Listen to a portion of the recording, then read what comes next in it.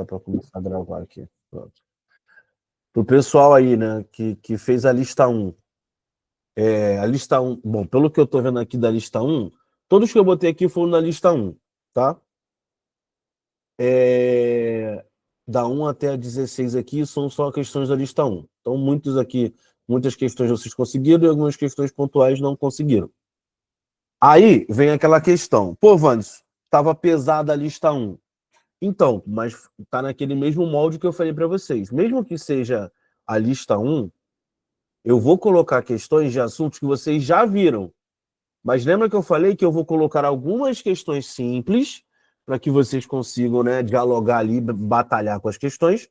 E, obviamente, eu tenho que colocar umas questões mais pesadas, porque mesmo que vocês, né, vão fazer ali, pretendem fazer o concurso da ESA e pretendem fazer o concurso da SpaceX, eu tenho que colocar ali questões dentro dos assuntos já vistos, mas que dê condições para que vocês consigam realizar uma boa prova, tanto da SpaceX, da ESA e até mesmo da EAR, tá? Digamos assim. Então, pelo menos ficou no molde, né, que eu falei para vocês, que eram questões de assuntos que vocês já viram, para vocês não ficarem cegos ali. Todo mundo ok? De boa? Todo mundo tranquilo com relação a isso? É isso.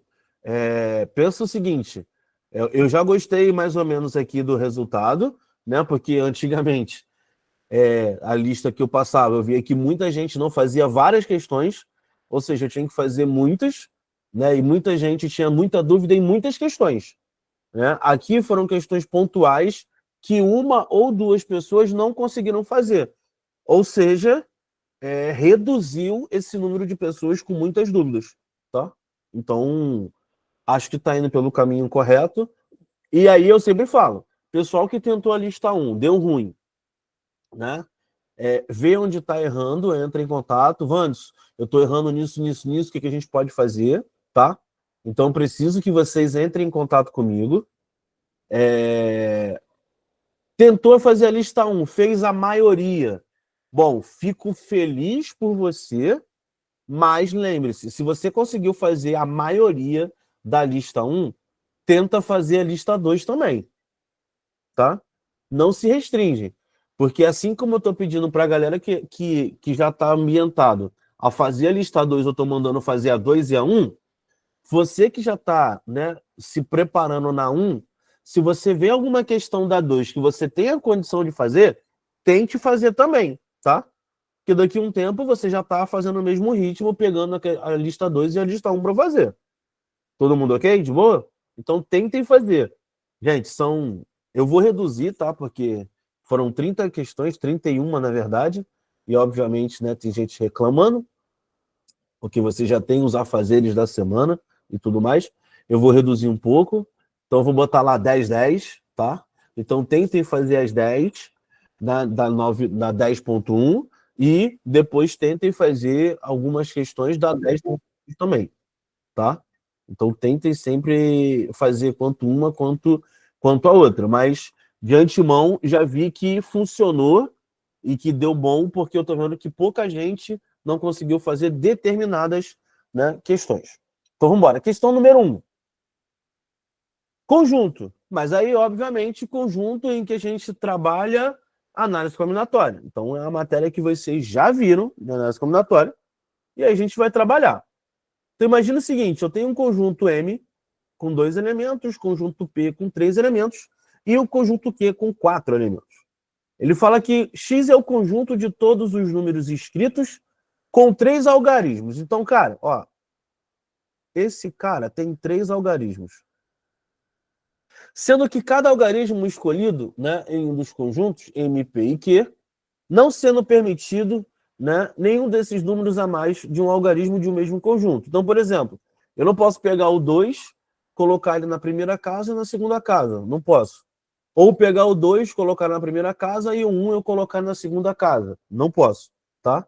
O 1 e o 2 só podem, por exemplo, na primeira casa, ou o 1 e o 2 só podem na segunda casa, ou o 1 e o 2 só podem na terceira casa. Somente isso, tá? Bom, então eu vou fazer o seguinte. O Wanderson preferiu fazer isso aqui, ó.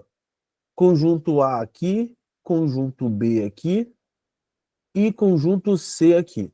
No caso ali é M, P e Q, então deixa eu trocar aqui. Conjunto M aqui, conjunto P aqui e o conjunto Q aqui. Essa foi a escolha do Wanderson, tá? Bom, e aí o Wanderson chegou à conclusão seguinte.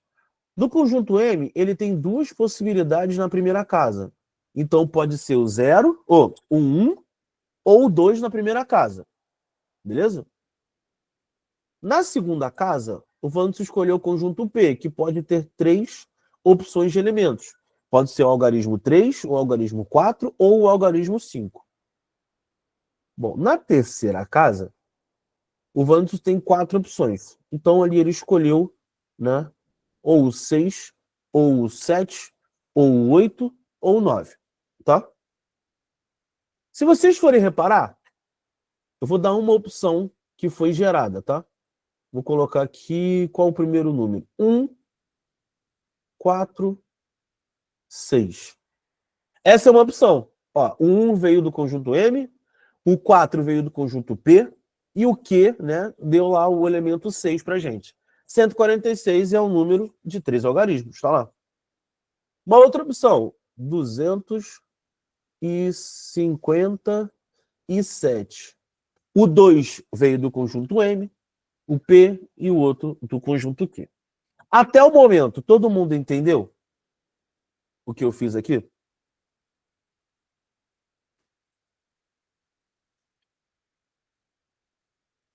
Beleza.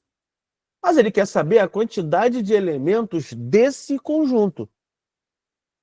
Bom, a quantidade de elementos desse conjunto, pelo princípio multiplicativo, a gente já sabe, né? 2 vezes 3 vezes 4. Então, nós temos aqui 24 possibilidades. Tá? Bom, Vandos, 24 possibilidades, até aí, beleza. Só que tu olha para a alternativa, tu não tem esse 24. O que está faltando, Wanderson? Cara, e aí é que tá. Eu escolhi o conjunto M, depois o conjunto P e depois o conjunto Q.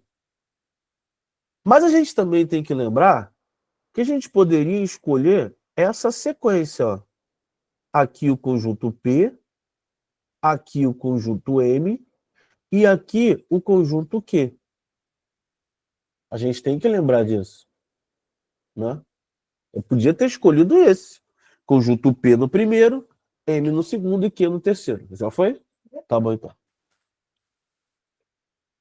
Bom, agora vai tomar banho, né? Tomar banho, né? Bom, logo em seguida, eu tenho aqui PMQ. Agora eu vou fazer o seguinte, ó. Pode? Não, tem que trocar.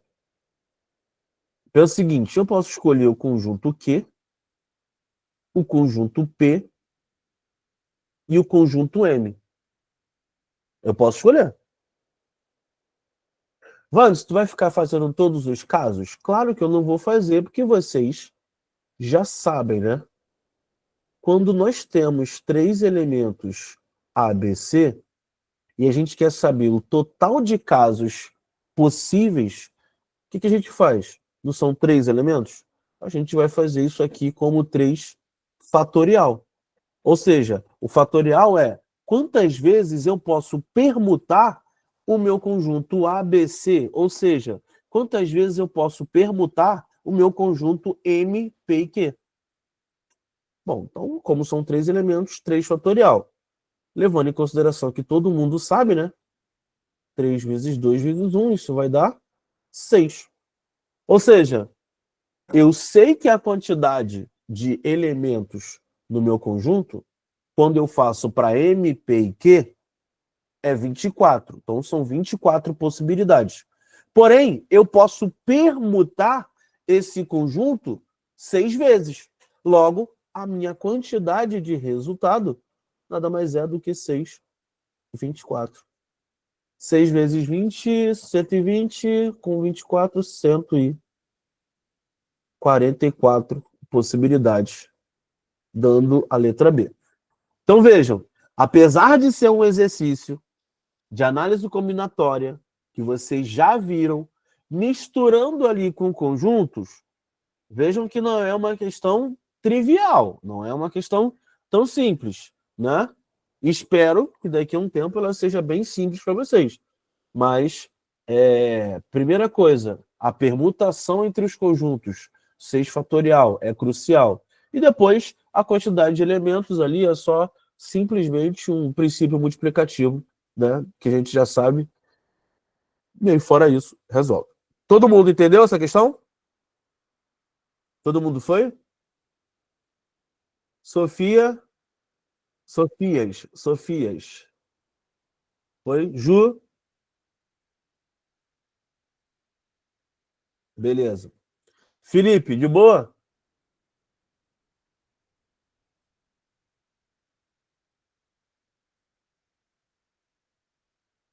Felipe? Show. Gabriel, Sacramento.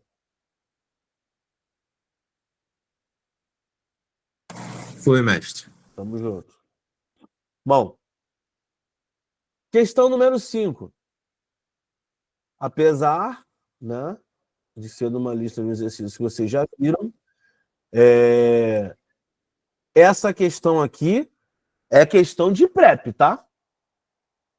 É questão de prep, é questão de ESA, né? É questão de talvez EAR, mas uma ESA e uma prep, prep na mais, né? A gente já conhece que ela adora domínio e imagem de função, ela adora função modular, né? AFA.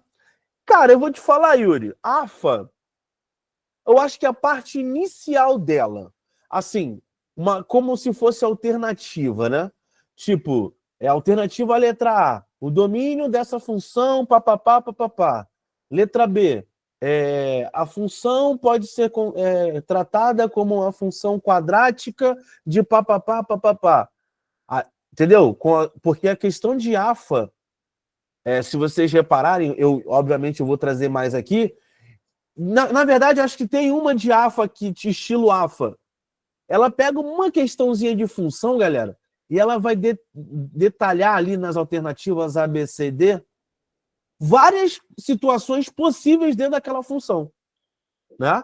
Então, assim, ela é mais detalhada, mas para uma alternativa da AFA, concordo, ela pode cair sim, tá? Ela pode cair sim. Mas vamos lá, galera. Determinar domínio. Cara, domínio é a gente analisar onde esse cara pode ou não, né, existir. Né? Então, determinar o domínio é para quais valores de X eu posso trabalhar que eu consigo gerar uma imagem. Bom, primeira coisa, a gente tem aqui a raiz de A. Numa determinação de domínio, para que isso aqui aconteça, para que isso exista, para que isso esteja dentro do domínio, a gente precisa necessariamente que o valor de A seja um valor maior ou igual a zero. Primeiro ponto, tá? Então, se a gente tem ali raiz de índice par, que no caso ali é quadrada, a gente precisa que o valor interno seja maior ou igual a zero. Beleza? Levando em consideração que nós estamos trabalhando ali com o conjunto dos reais. Então, tem que ser maior ou igual a zero. É o que a gente vai fazer. Como a gente tem 3 menos módulo de x menos 1, eu vou usar o mesmo artifício. 3 menos módulo de x menos 1 tem que ser maior ou igual a zero. Bom, tem variadas formas de resolver isso aqui. Uma forma que eu vou fazer vai ser essa daqui, ó.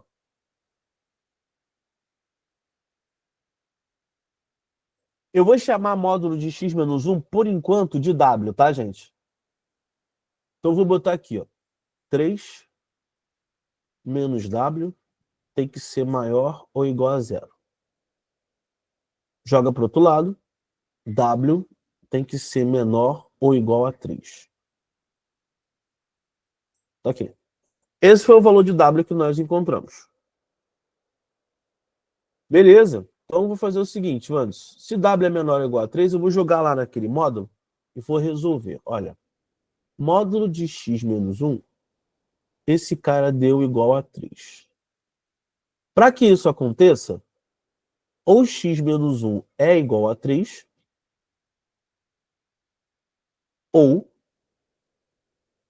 esse x menos 1 tem que ser igual a menos 3. Lembram da definição lá de módulo? Então, o módulo de um número é igual a 3.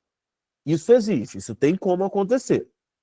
Para que isso aconteça, esse x menos 1 tem que ser igual a 3, ou x menos 1 tem que ser igual a menos 3. Beleza? Bom, resolvendo esse primeiro caso, x tem que ser igual a 4. Resolvendo esse outro caso, x é igual a menos 2. Beleza? Bom, tá lá. Foi o que eu resolvi. Só que a gente fica ali no 4 e menos 2, e são os limites mínimos e limites máximos.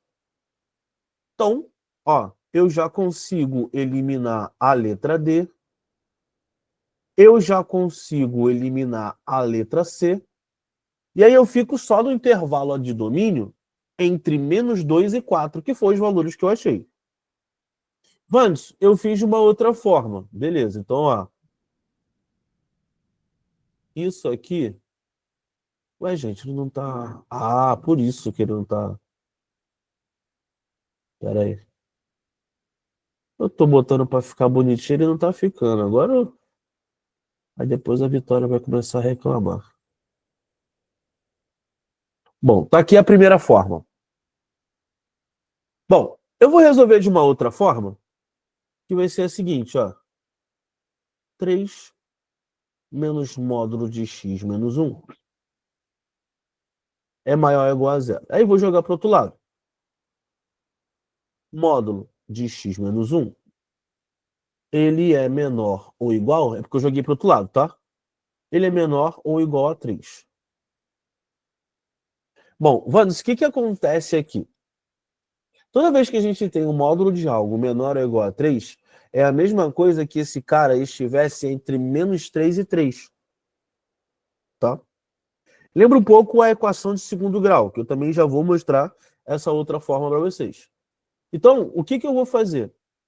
Já que esse cara aqui ele é menor ou igual a 3, e a gente está falando de módulo, então imagina o seguinte, se você vai de 0 até 3, e você vai de 0 a menos 3, em módulo, esses caras são iguais, tá? Como esses caras são em módulo são iguais, eu vou dizer o seguinte, x menos 1, ou seja, o módulo de x menos 1, está entre 3 e menos 3. E aí, ó, eu vou apagar esse módulo e vou resolver a conta normal. Ó. X joga 1 para o outro lado, 3 mais 1. Joga o menos 1 para o outro lado, fica menos 3 mais 1. Ou seja, menos 2 com 1, isso dá menos 2. X. Tá aí. Uma outra forma de se resolver isso. Então, toda vez que a gente tem um módulo de um valor menor ou igual a k, a gente vai dizer que esse x tem que ser menor ou igual a k, porém, ele tem que ser maior ou igual a menos k. Tá?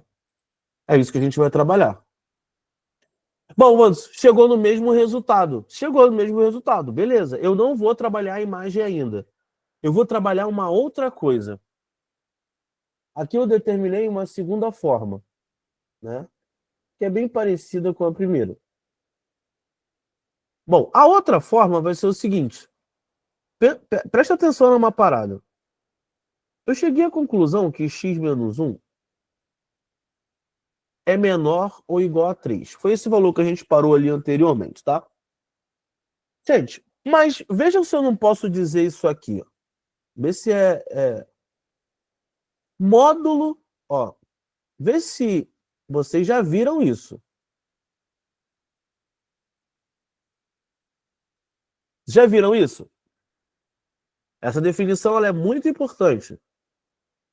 Raiz de x ao quadrado é sempre igual a módulo de x. Vocês já viram isso? Cara, tenham isso sempre em mente, tá? Eu vou colocar até de uma outra cor aqui, ó. Tenham isso sempre em mente, né? Então, por exemplo, raiz de menos 3 ao quadrado. Normalmente, o aluno corta esse aqui com esse aqui e bota lá menos 3. Mano, tá errado. Pelo amor de Deus, não faz isso. Raiz quadrada de menos 3 ao quadrado, a primeira etapa é pega o menos 3, eleva ao quadrado, isso dá 9, e a raiz quadrada de 9 dá 3. Para você não errar, raiz de algo ao quadrado é módulo de algo. E o módulo de menos 3 é 3. Ponto Brasil, é isso. Por que eu estou dizendo isso? Cara, se raiz de algo ao quadrado é igual a módulo de x, o que eu posso fazer tranquilamente aqui? Eu posso elevar os dois lados ao quadrado. Eu vou levar os dois lados ao quadrado. X menos 1 ao quadrado é menor ou igual do que 3 ao quadrado. E aí, ó, x ao quadrado menos 2x mais 1. Isso é menor ou igual a 9. Joga para cá.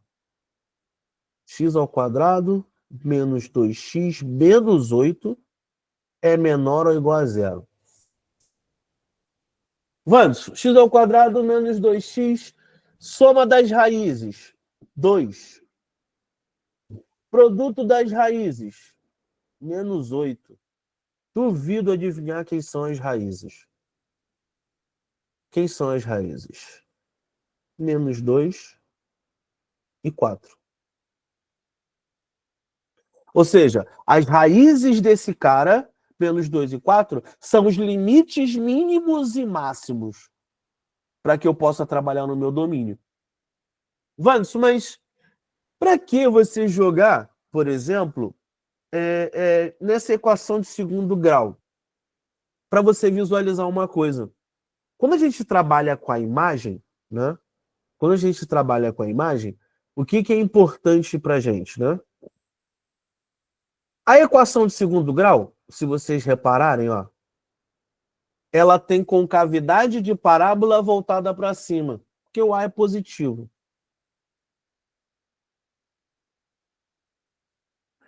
E as raízes, menos 2 e 4, estão aqui.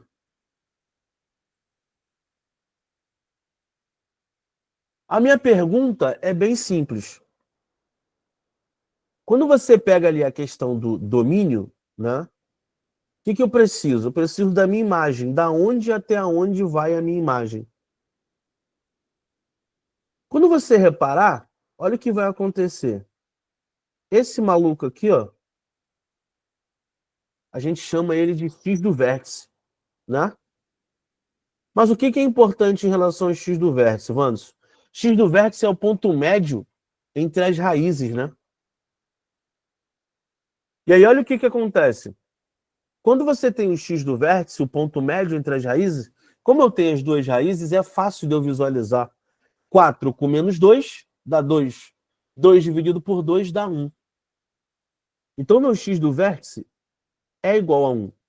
Vanso, para que você está querendo esse cara?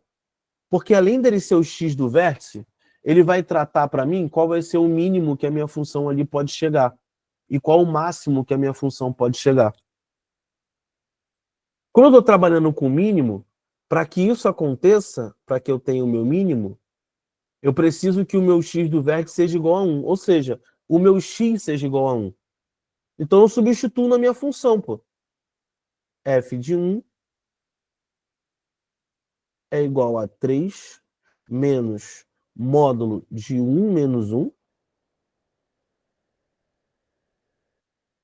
Ou seja, raiz de 3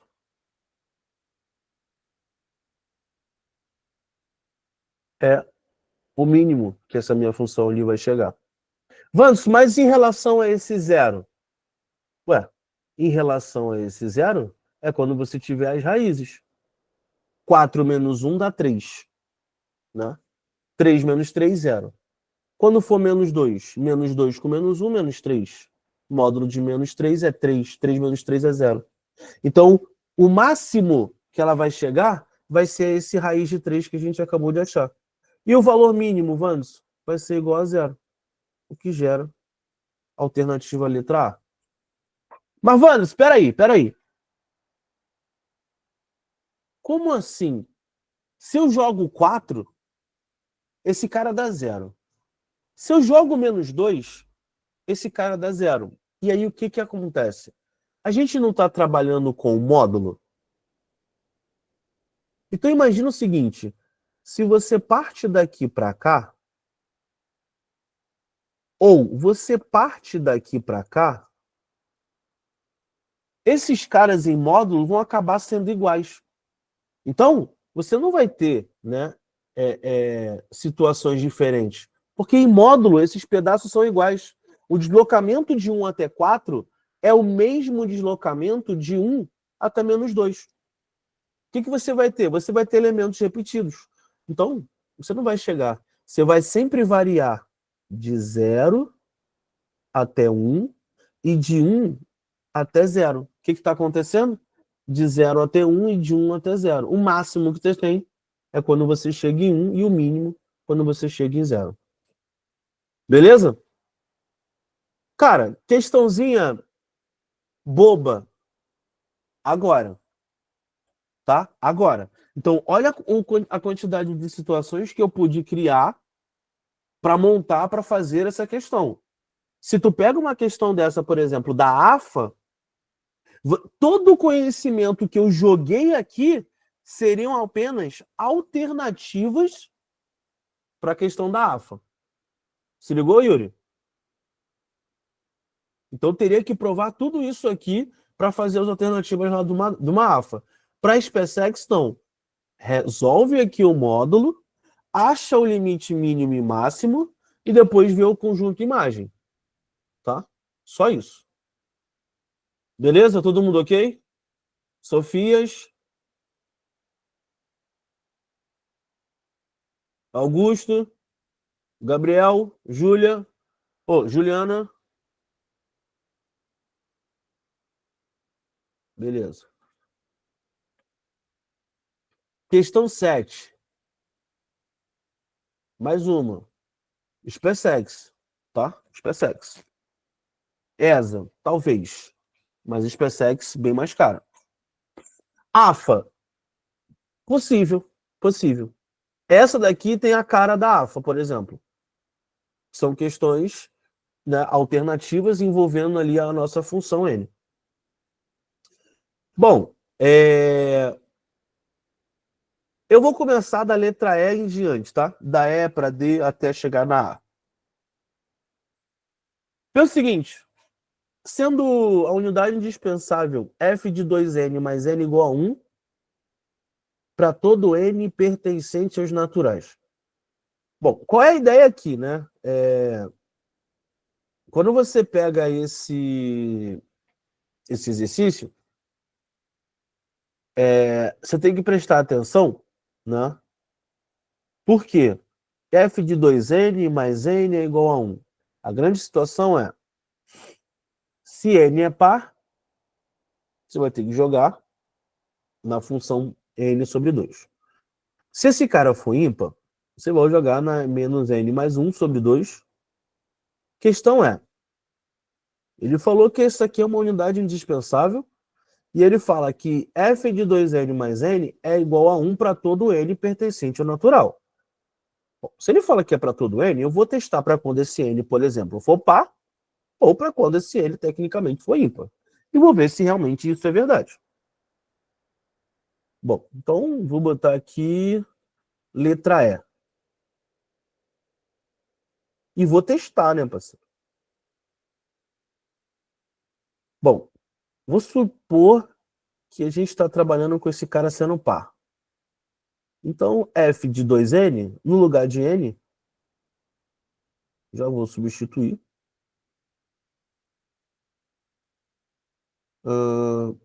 F de 2N, vou substituir lá, ó. 2N sobre 2 mais N é igual a 1. Beleza. 2N sobre 2, isso vai dar N.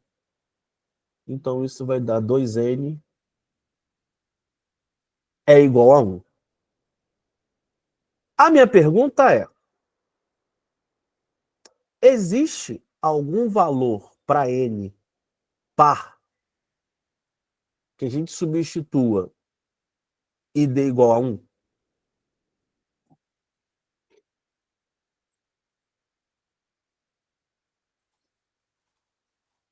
Existe ou não?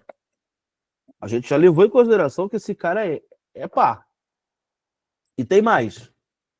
Lembrando que N é um número pertencente ao conjunto dos naturais. Naturais, a gente tem o 0, o 1, o 2, né, o 3. E aí, é claro, dependendo do edital, 0 é natural e 0 não é natural. Então tem que analisar aí. Mas para a gente, da SpaceX da ESA, o 0 ele é, sim, um número natural. Então vamos considerar isso. Se a gente bota para N igual a 0, 2 vezes 0 não é igual a 1. Se a gente bota N igual a 1, 2 vezes 1 não é igual... não tem. Não tem. Vandes, vamos tentar pro ímpar também? Vamos fazer pro ímpar também. Vamos ver. F de 2N mais N tem que ser igual a 1. Bom, então vou substituir 2N. Então vai ficar menos 2N mais 1 sobre 2. Mais N tem que ser igual a 1. Bom, joga para lá, isso vai ficar menos 2N mais 1 mais 2N. Isso sobre 2 é igual a 1. Aí joga para o outro lado. Menos 2N mais 1 mais 2N, isso é igual a 2. Ó, esse 2N negativo com esse corta, e aí a gente chega à conclusão que 1 é igual a 2. Tá? Opa! 1 é igual a 2? Nunca. Alternativa, letra E, está eliminada. Bom, vamos para a alternativa letra D. Se N e M são naturais ímpares, tais que F de N é igual a F de M, então N é diferente de M. Bom, se os dois, né, N e M, são naturais e são ímpares, eles vão ter que ser utilizados na mesma fórmula. Tá? Então, o que a gente tem? Que F de N é igual a F de M. Bom, se é igual, a gente vai jogar menos N mais 1 sobre 2 tem que ser igual a menos M mais 1 sobre 2. Bom, posso simplificar esse 2 com esse 2. Esse 1 com esse 1. Ou seja, N obrigatoriamente tem que ser igual a M. Eliminando a alternativa letra D de dado. Beleza? Alternativa letra C. Não existe um N pertencente aos naturais tal que F de N é igual a menos 15. Bom, se não existe, se eu achar pelo menos um, Brasil, já deu bom. Tá? Então eu vou tentar achar. Na primeira, se N for par, eu vou usar N sobre 2 é igual a menos 15. Ou seja, N é igual a menos 30. Bom, para esse caso, não serve. Por quê? Porque eu parti do pressuposto ali que esse N era par. Mas, Vantos, menos 30 é par. Valeu. Mas ele falou que N pertence aos naturais. Então, como ele pertence aos naturais, menos 30 não é natural, pô. Ele é inteiro, mas ele não é natural, então ele não vai servir. Mas ele falou para qualquer um, então eu vou tentar no ímpar. Olha, menos n mais 1 sobre 2 é igual a 15, menos 15. Olha, menos n mais 1, isso é igual a menos 30. Olha, menos n é igual a menos... Joga para o outro lado, menos 31. N é igual a 31. Bom, então vamos lá. Primeiro, n é natural, deu 31. Depois, a gente parte do pressuposto que n é ímpar e 31 realmente é ímpar. Ou seja, quando ele fala que não existe n pertencente, isso é falso. Porque eu acabei de achar um n que satisfaz por ser ímpar e satisfaz por ser natural. Bom, então a gente fica ali de alternativa entre a letra A e a letra B de bola. Bom, vou escolher fazer a letra A. Eu gosto de pular. Ele falou que existe o n pertencente aos naturais, tal que f de n é igual àquela brincadeira ali. Então tá. Vou levar em consideração que esse cara é pá, tá? Deixa eu subir um pouquinho aqui. Tá? Vou levar em consideração que esse cara é par. Já que ele é par, eu vou ter o seguinte, ó. N sobre 2 vai ser igual a menos mais 1 sobre 2. Bom, então eu posso cortar 2 com 2. N vai ser menos 10 elevado a 23 mais 1. Bom, aqui a gente já tem um problema. Qual o problema que a gente tem? Primeiro, menos 10 elevado a 23, ele é par. Todo mundo concorda com isso? Todo mundo concorda? O 10 em si, ele já é par. Elevado a qualquer expoente, ele sempre vai se manter par. Bom, só que ali eu não tenho, e aí eu tenho que tomar um pouco de cuidado, que no exercício está dizendo que é menos 10 elevado a 23. Independente do expoente, se for um expoente ímpar ou par, esse número ele é negativo. E aí, mesmo que ele seja par, né, no caso ali, ele adicionado uma unidade ou retirando uma unidade, esse cara se torna um número ímpar. Tá?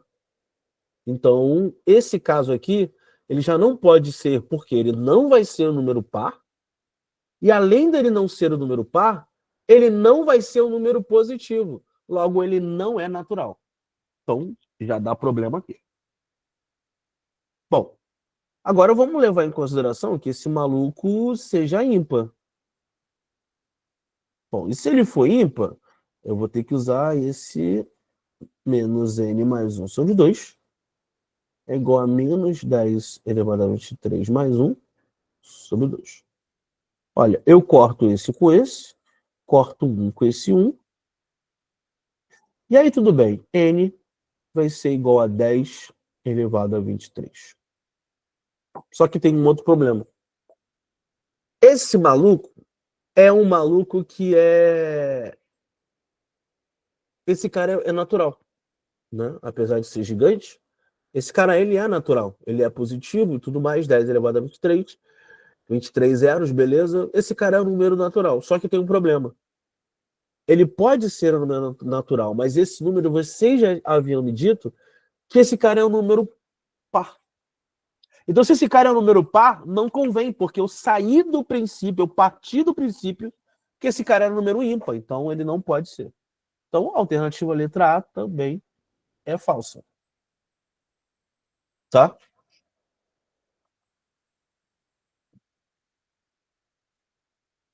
Ah, tá. Nem vi que você tinha falado, ô Letícia. Agora eu vi. Mas foi por isso. Foi por isso, tá? Eu só resolvi. É exatamente por isso. Tu descarta porque tu sabe que esse maluco já vai dar um número par. Tá ligado? E aí é simplesmente por isso. Mas mesmo assim, sempre tenta partir do princípio que você tem que igualar, tá?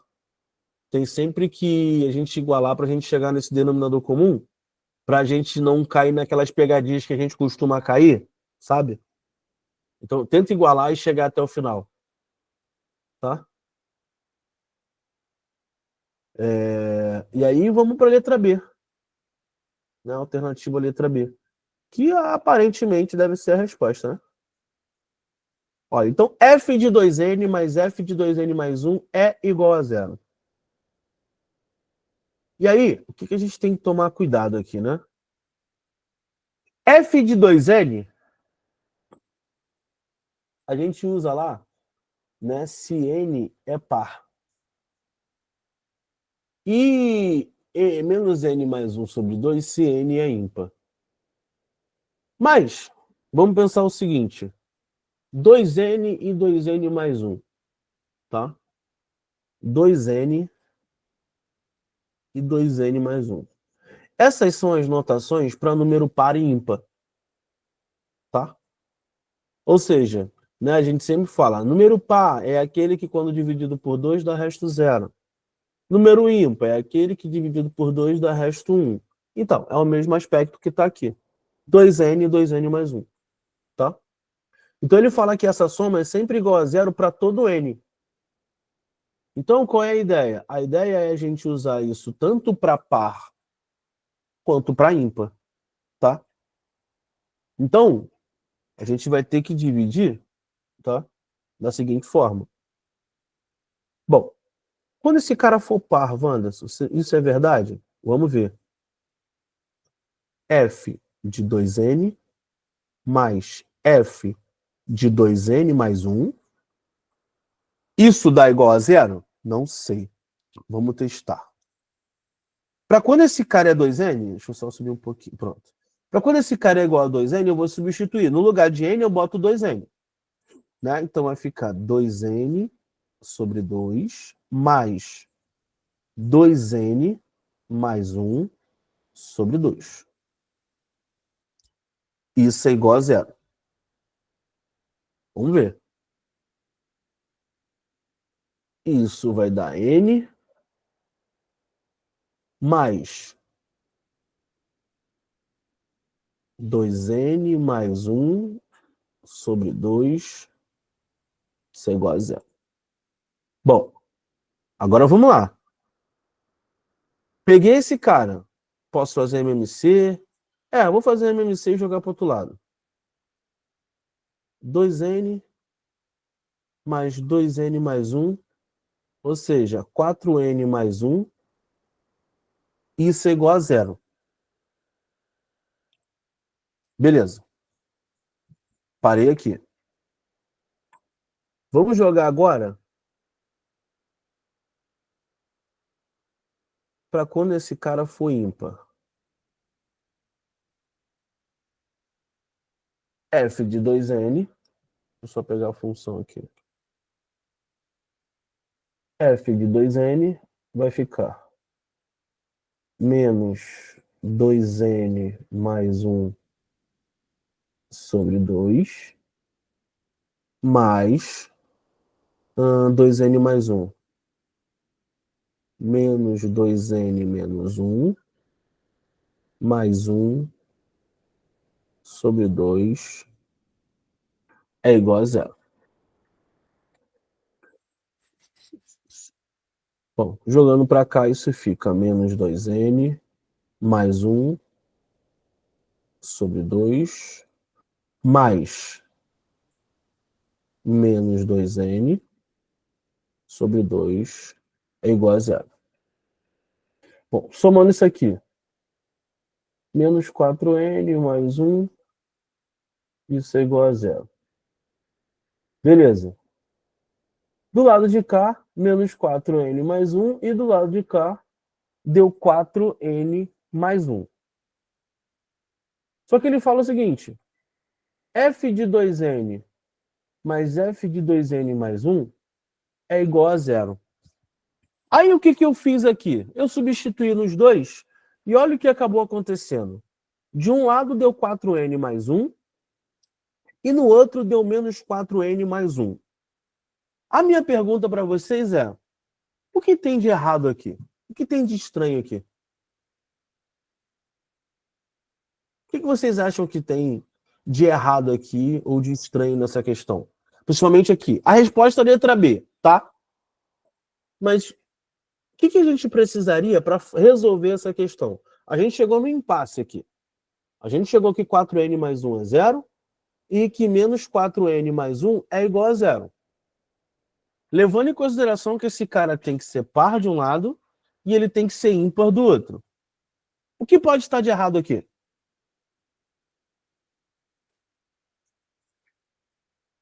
Vamos lá, vocês que fizeram aí.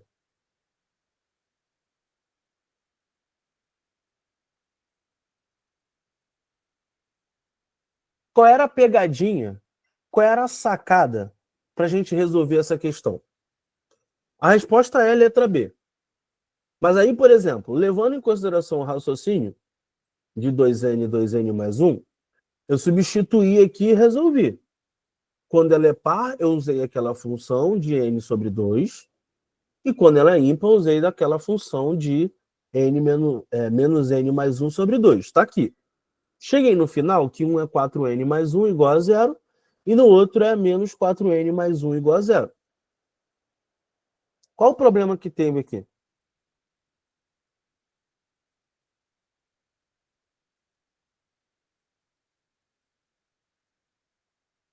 Hum,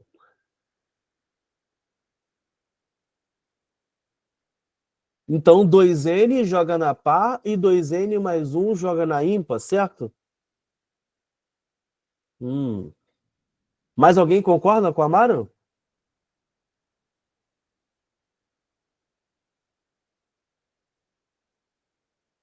Alguém tem alguma ideia diferente?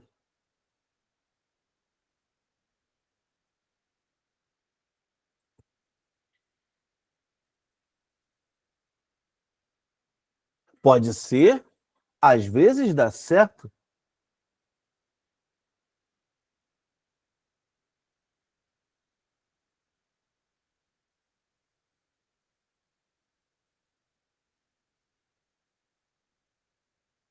Pensa o seguinte,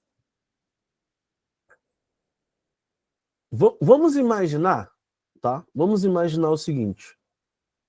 E aí era o que a questão queria que vocês tecnicamente raciocinassem, tá?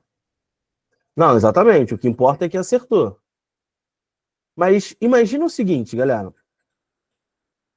F de 2n, tá? O que ele queria dizer com F de 2n?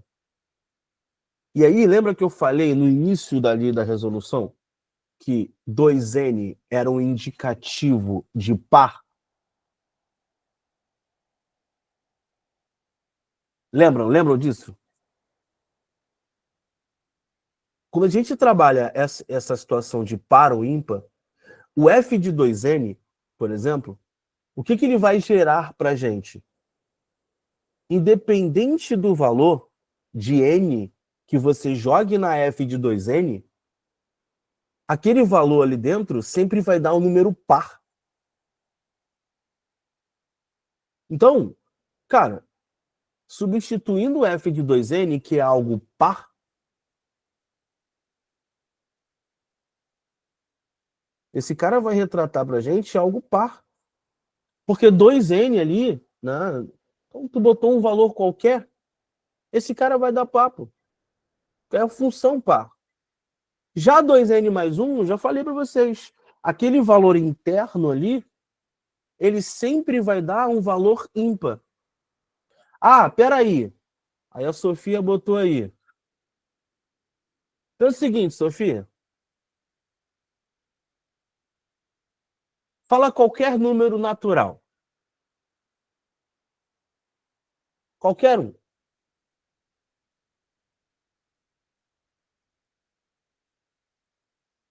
2.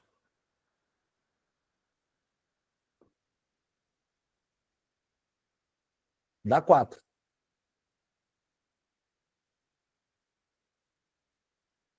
Ou seja, quando você fosse substituir, seria o f de 4. Só que como é 4, 4 vai dar um n par para substituir. Como vai dar um número 4 para substituir, eu vou usar n sobre 2, que é a função par. Agora, vou escolher o mesmo 2 que você escolheu. 2n mais 1. 2 vezes 2 mais 1. Ou seja, 2 vezes 2, 4 mais 1, 5. Ou seja, eu estaria pedindo f de 5. Sendo que esse 5 é um número o quê? Ímpar. Pegou a ideia? Então, toda vez que você tiver um número no formato 2n, né? Independente do valor, esse 2 vai fazer com que esse cara vire um número par. Tá? Então, é só você pegar, por exemplo, ó, se você pega um número par vezes o número par, dá um número par. Se você pega um número par vezes o número ímpar, ele também dá um número par. E se você pega um número ímpar vezes o número ímpar, isso dá sempre um número ímpar. E aí o que acontece? Nesse primeiro caso, você pegou um número par vezes um número par. Mas se você pegasse o número ímpar, não tem problema. Isso também daria um número par. Por exemplo, 2 vezes 3. 2 vezes 3 é 6, que também é par. Tá? Então você já vai partir do princípio que esse maluco, né? Esse maluco já vai ser um número par, porque ele é no formato 2n. E o 2n mais 1, Wanderson? Você já sabe que o 2n vai tornar esse cara um número par. Mas quem é o consequente, né? Quem é o consecutivo de um número par? É o número ímpar. Esse 1 está dizendo que é o próximo cara, que ele vai acabar sendo um número ímpar. Pegou a ideia? Agora foi? Então tenham sempre isso em mente. É isso que vai influenciar aqui na resolução. Então, f de 2n, o que a gente vai fazer? Vai botar lá, 2n. E 2n menos 1? Menos 2n sobre 1. E vai resolver. Isso vai dar sempre zero para todo natural? Então vamos lá. N sobre 2.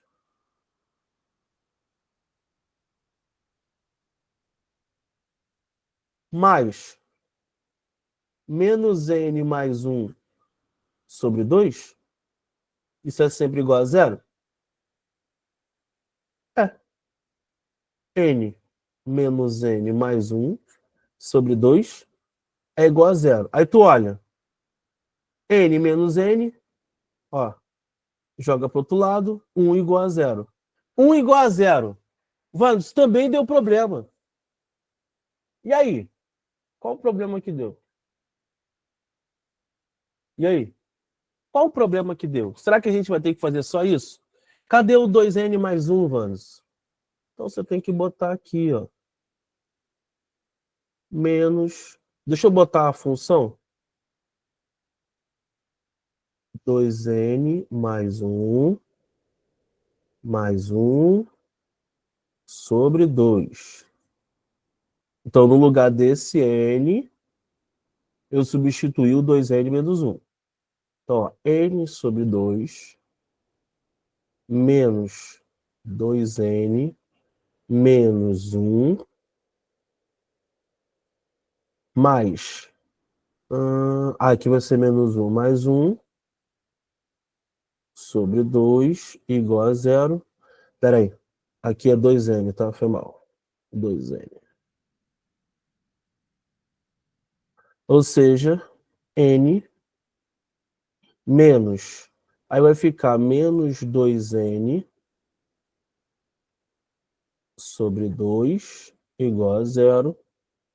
N menos n igual a zero, ou seja, zero igual a zero. E aí bateu. Ou seja, na função par, eu substituo 2n, e na função ímpar, eu substituo 2n mais 1. Pronto. E aí isso vai dar uma verdade. N igual a N, ou seja, 0 igual a 0. Aquilo ali sempre vai dar igual a 0. Fala, Letis. Mas no domínio dessa questão, tá para o natural e para o inteiro. Mas se eu jogo para o racional, como que eu faria? Porque aí o 2n não necessariamente seria um número par. Se eu Então, tenho... aí é que tá. Por exemplo, quando a gente fala de par e ímpar, a gente tem que se limitar a esse conjunto dos inteiros e naturais. Tá ligado? Porque, por exemplo, 2 raiz de 2, ele não é par. A gente não entra nesse domínio. Por isso que aqui ele não botou esse domínio. Porque 2 raiz, né, 2 raiz de 2, ele, apesar de ser múltiplo de 2, tecnicamente, a gente trabalha com par ou ímpar para sempre o conjunto do máximo dos inteiros. A gente não entra com os irracionais e nem mesmo os racionais. Tá ligado? A gente parte só do princípio do natural e inteiro. A gente não trabalha com os irracionais. Se ele mudasse, por exemplo, esse domínio que você falou, trabalhando com os racionais, quer dizer, com os irracionais, aí ele não perguntaria em relação a par e ímpar. Ele perguntaria, talvez, se a razão entre eles possivelmente geraria outro irracional, ou a razão deles geraria um racional, que aí entraria na parte de racionalização e tudo mais. Entendeu? Aí ele já viria com outro viés, não de par e ímpar. Pegou a visão? Mas boa pergunta. Tá? Boa pergunta. Bom, todo mundo entendeu? Sophie? Sofias? Augusto? Gabriel?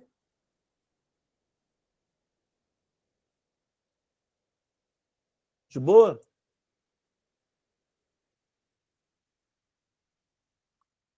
Essa questãozinha, cara, ela pode parecer uma questão boba, mas não é boba não, tá? Agora ela se torna algo bobo, né? Mas assim, não é tão bobo assim não, tá? Não é tão bobo assim não. Todo mundo ok?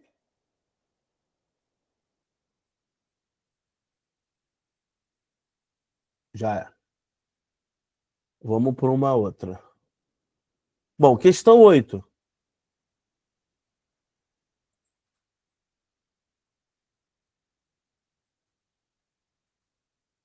Só respondendo aqui rapidinho.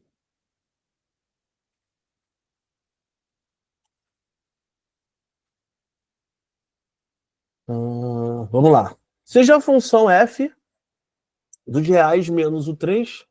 E aí, ó, bom, já aproveitando a ideia de domínio, tá? Deixa eu responder aqui rapidinho.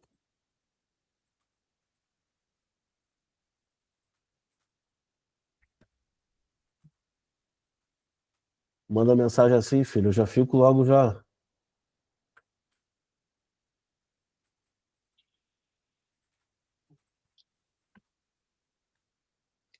Vamos lá. Pronto. Bom, eu vou tirar ali o 3. E aí, ó, já aproveitando a ideia. Vandes, vamos supor que aqui a ESA me pergunte qual o domínio, né? Qual o domínio da minha função, tá? Então, vamos lá. Vamos supor que ele perguntasse aqui qual o domínio dessa brincadeira. Cara, se ele está perguntando qual o domínio, o que a gente tem que pensar aqui? Cara, onde que não vai dar, onde que vai me dar problema? Ah, tá aqui, ó. O denominador, ele tem que ser diferente de 0. Pronto. Então, 2x tem que ser diferente de 6. X tem que ser diferente de 3. Então, Vandes, então é por isso que esse maluco tá tirando ali, ó, o domínio, o real, e eu vou tirar o 3? É por isso. Ele já está te dando, né, o domínio daquela função ali que você pode trabalhar. Você pode trabalhar com os reais, meu amigo, sem o 3. O 3 você não pode, tá? Bom, então h de x é f de x. Então aqui a gente está trabalhando com um assunto de função composta, tá? A minha pergunta é, a minha f de x, ela é 4x mais 6 sobre 2x menos 6. A minha pergunta é a seguinte, vê se eu posso fazer isso, ó. 2 que multiplica 2x mais 3 sobre 2 que multiplica x menos 3. Posso fazer isso? Tem algum problema em fazer isso?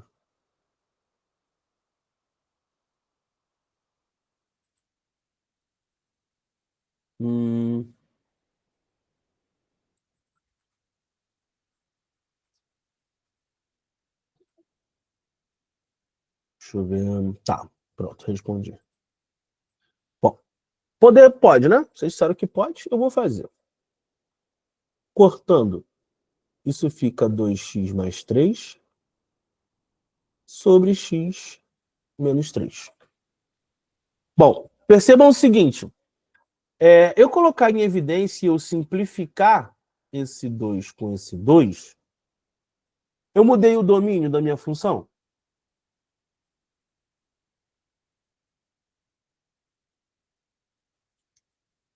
Mudei o domínio ou não?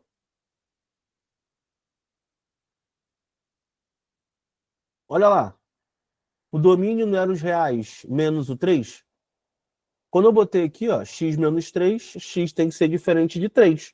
Viu? Eu não mudei o meu domínio. Então, até então, beleza, eu não mudei meu domínio, tá suave. Ah, Wanderson, mas aí, para um determinado valor de x que você for substituir, vai dar imagem diferente? Então, não vai dar imagem diferente. E aí, o que você precisa ter em mente? Quando a gente está falando de 4x mais 6, e a gente está falando, tá? Quando a gente está falando de 4x mais 6, e nós estamos falando de 2x mais 3, ou quando nós estamos falando de 2x menos 6, e estamos falando de x menos 3, o que a gente tem que ter em mente? A reta 4x mais 6 e a reta 2x mais 3, né? Essas retas são paralelas coincidentes, tá? Então, essas retas são paralelas coincidentes, a princípio. Quando a gente pega 2x menos 6 e x menos 3, essas retas tecnicamente são paralelas coincidentes, tá? Ah, Vandes, mas o coeficiente angular de uma é tanto, da outra é tanto. O B de uma é tanto e tanto. Beleza. Essas retas, tecnicamente, se vocês forem ver, são paralelas. Só que como eu estou falando de função, se eu pego esse 2 em cima e pego esse 2 embaixo, a simplificação vai gerar essas duas retas. Então, para esse caso, a gente não tem problema, tá, em simplificar. Vandes, mas eu não me sinto segura, eu quero manter o 4x mais 6 e 2x menos 6. Algum problema? Não, não vai ter problema. No final, o teu domínio vai ser o mesmo, não vai mudar. O que vai aparecer é que no final você vai achar uma função que é múltipla da primeira. Só isso. Porém, né, o domínio não vai mudar, vai ser o mesmo, tá? Então não se preocupem. Bom, fazendo isso, agora eu vou jogar a f da f de x. Bom, então eu vou jogar aqui, ó.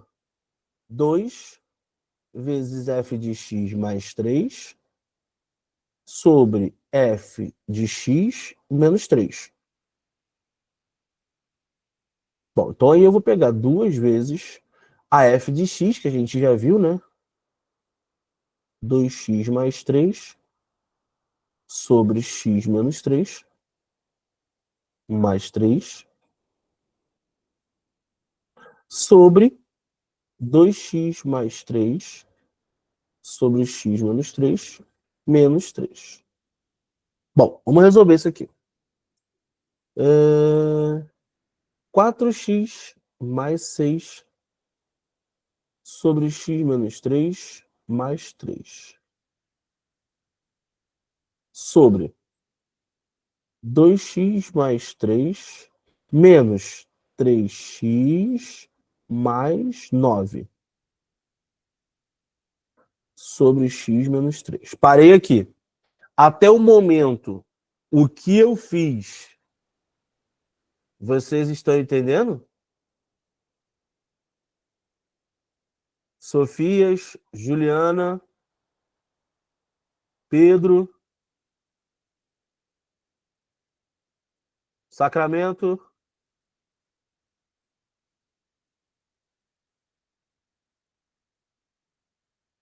Tá.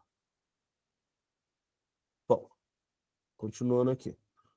Aí aquele cara lá em cima, ó, 4x mais 6, menos, no caso mais, né? Mais 3x menos 9 sobre x menos 3. Sobre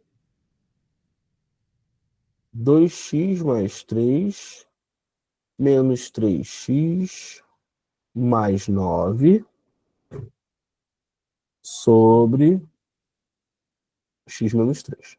Bom, aqui, ó, tranquilamente, ó, vai embora. Organizando em cima, 7x menos 3 sobre menos x mais 12. Parei. Deu isso aqui. Bom, possivelmente, se você não cortou o 2 lá na frente, você pode ter descoberto aqui, por exemplo, menos 2x mais 24. Tá? Então, possivelmente, se você não cortou o 2 lá na frente, aqui no final você achou menos 2x mais 24. Porém, o domínio vai ser o mesmo. Bom, quando a gente chega nessa situação, o que acontece? A gente precisa que menos x mais 12 seja diferente de zero. Ou seja, menos x diferente de menos 12, logo o x tem que ser um valor diferente de 12. Tá. E aí a gente fica com a alternativa letra D. A gente pega todo o conjunto dos reais e tira o 12. Beleza? Questão 8, suave, morta? Ô, mestre, Fala comigo, Gabriel. o domínio só vai influenciar no denominador? Só o denominador, tá? Por quê? O que é o domínio? O domínio é para qual valor de x você pode atribuir, né, aquele valor ali, o x. Então, você pode ser 0, pode ser 2, pode ser 3, pode ser 4, pode ser raiz de 5, pode ser 2 raiz de 3, pode ser 1.278.000 e lá vai fumaça.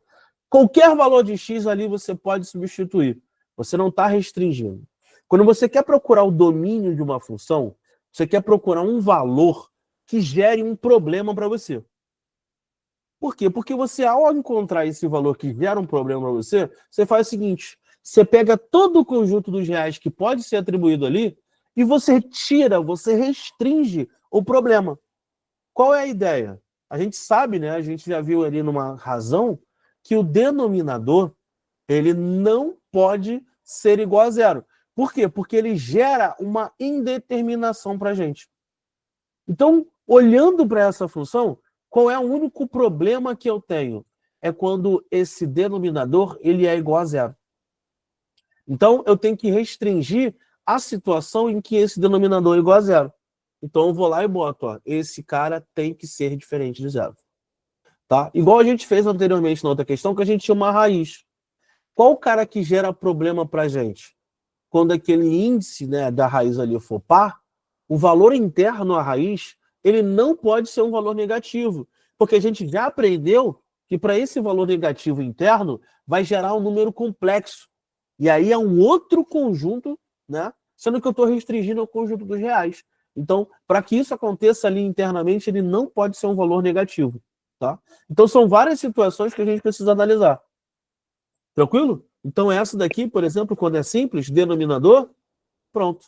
É menos x mais 12 tem que ser diferente de zero. Ah, professor, então vamos supor que eu achasse aqui no resultado final f de x igual a x mais 2.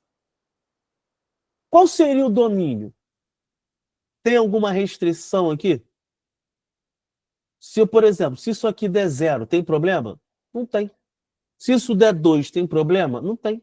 Se isso aqui der 1.000.002, tem problema? Não tem. Então, para essa situação aqui, onde eu não tenho restrição, né? Quando eu tenho restrição, isso aqui, filhão, o conjunto é o conjunto dos reais. Pronto, Brasil. Beleza? Valeu, obrigado. Tamo junto. Questão número 9. Tá? Bom, vamos lá. Parará, parará. Ah, tá. Essa daqui, ele quer isso, ó. Ele quer isso até aqui, depois até aqui, depois até aqui. Tá? Então, pega a visão. Para começar, eu sei que vocês sabem, mas vale a pena.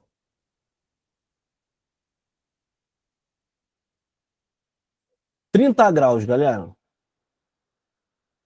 Sempre, sempre, sempre. Lado oposto a 30 graus, L. Hipotenusa, 2L. E lado oposto a 60, L raiz de 3. Sempre. Né? Nosso querido triângulo egípcio. Por que eu estou falando isso? Olha o lado oposto a 30 graus. O lado oposto a 30 graus é 25. Ou seja, esse pedaço é 25 raiz de 3. E a hipotenusa é o dobro do lado oposto a 30, ou seja, 50. Só que ele fala que daqui até aqui vale 100. Se isso vale 50, automaticamente isso vale 50. Bom, se ele quer a distância dali até aqui, essa distância eu tenho, que é 25. Essa distância eu tenho, que é 25 raiz de 3. Bom, o que eu tenho então, saindo dali para lá? Eu tenho 25, mais 25 raiz de 3, mais 50. Ou seja, 75 mais 25 raiz de 3. 75 e 25, né, são ambos ali múltiplos de 25, então isso é 25, que multiplica 3 mais raiz de 3, letra D. É mais uma questão mesmo de visualização, tá? Mas, cara, esse triângulo 30, 60, 90, não adianta. Ele tem que estar na cabeça de vocês, tá? Ele tem que estar ali na cabeça, né, de vocês. Então, cara, fica com ele na cabeça, trata ele na cabeça, pra gente ver que a gente não pode dar esse mole, não, tá? Tem que estar. Assim como esse tem que estar na cabeça, o 3, 4, 5 tem que estar na cabeça, né? O 13, o 5, 12, 13. Então, esses termos pitagóricos aí, normalmente, ele tem que estar na cabeça de vocês, porque no concurso vai cair e ele vai ajudar muito, tá? Então, não podem perder essa. Questão 10. Questão 10. Questão 10. Questão 10. Bom, pega a visão. Ele falou que é um paralelogramo, né?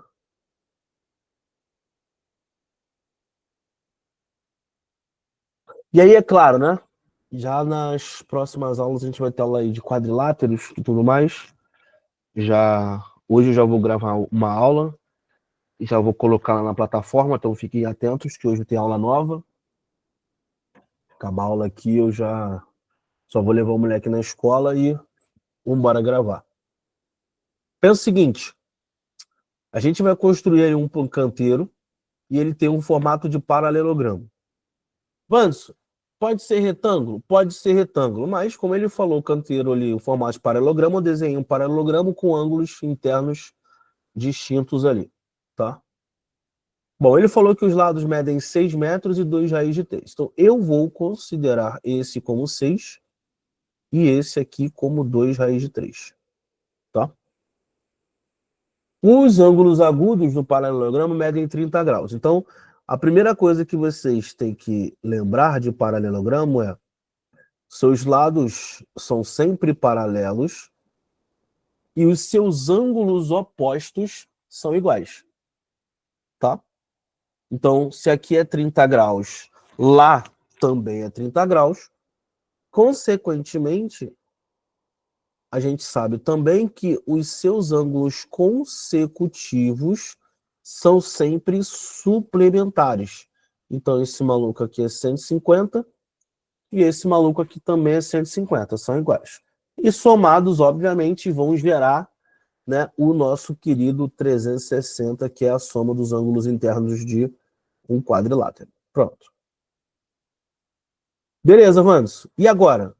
Cara, e agora é uma simples aplicação de uma relação métrica num triângulo qualquer que vocês aqui não podem se dar ao luxo de não saber. Lei dos senos e lei dos cossenos tem que ser algo imprescindível na vida de vocês, tá? Eu tenho certeza que vai cair uma questão envolvendo lei dos senos ou dos cossenos e uma lei dos senos e lei dos cossenos, tanto na SpaceX, quanto na EAR, quanto na ESA. Não tem para onde fugir, tá? Esses caras amam esse tipo de questão. Então, primeiro,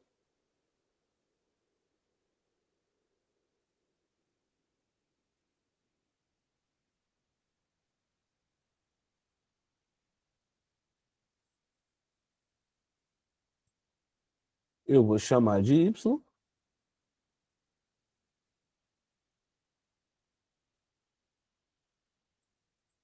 E eu vou chamar de X. Pronto. Então, vamos lá. Y ao quadrado é igual a 6 ao quadrado mais 2 raiz de 3 ao quadrado menos 2 vezes 6 vezes 2 raiz de 3. E aí o ângulo em questão, ó, é o 150. Que, inclusive, ele já deu para vocês. Tá? Então, y ao quadrado é 36 mais 12. Então, 2 ao quadrado, 4. 4 vezes 3, 12. Menos 2 vezes 6 vezes 2. Isso vai dar 24 raiz de 3. Vezes o cosseno de 150, que é menos raiz de 3 sobre 2. Uma outra coisa, né? Essa questão aqui, por exemplo, ele deu para vocês o cosseno de 150 e o cosseno de 30, mas não vai com essa ideia de que a SpaceX ou a ESA ou a EAR vai dar não, tá? Esses aqui são ângulos que você consegue reduzir ao primeiro quadrante, logo você precisa ter seus senos e cossenos gravados, tá? Ou pelo menos saibam ali reduzir ao primeiro quadrante. Se não, chega na hora da prova, vai dar ruim. Então, 48. Bom, ali vai dar raiz de 3 vezes raiz de 3, então aqui vai dar mais, né? Raiz de 3 dá 3, 24, 12 vezes 3 dá 36. Logo, y é igual a raiz 48 com 6, 54, 84. 84 é 4 vezes 21.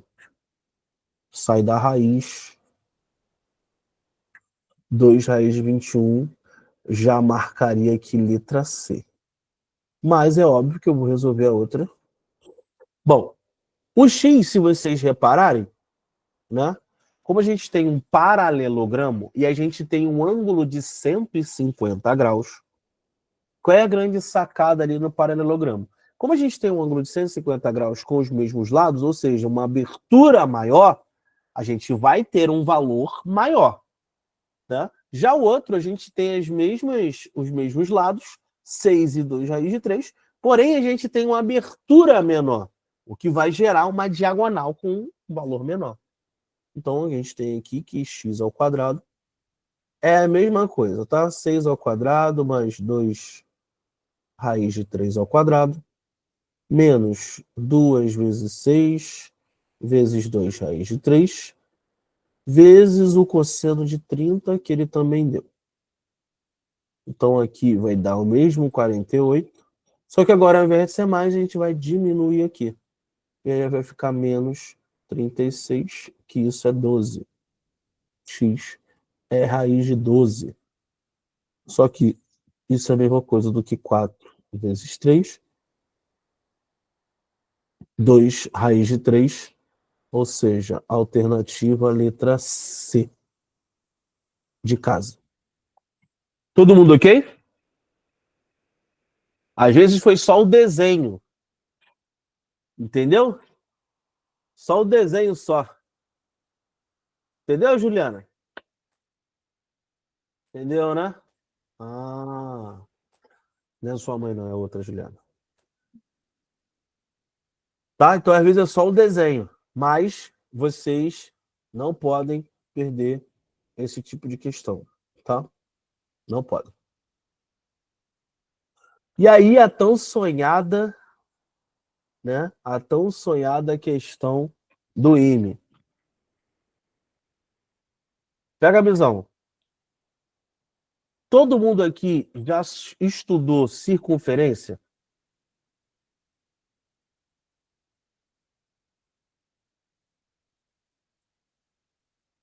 Todo mundo já viu? Potência de ponto?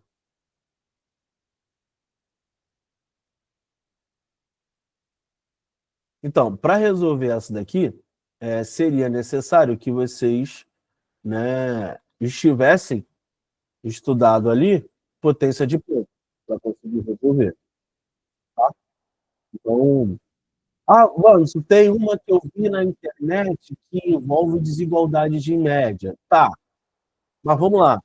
Será que desigualdade de média ela é importante, né, para vocês que vão fazer, por exemplo, a SpaceX? Será que ela é importante realmente? Então, o que a gente tem? Às vezes, não é algo tão importante para vocês, né, a desigualdade de média.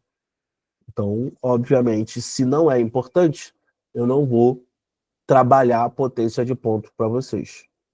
Mas pensa assim, se não é importante, tá? Se não é importante, o que a gente pode fazer? Vamos trabalhar alguma coisa que seja, sim, importante para vocês. Ou seja, potência de ponto.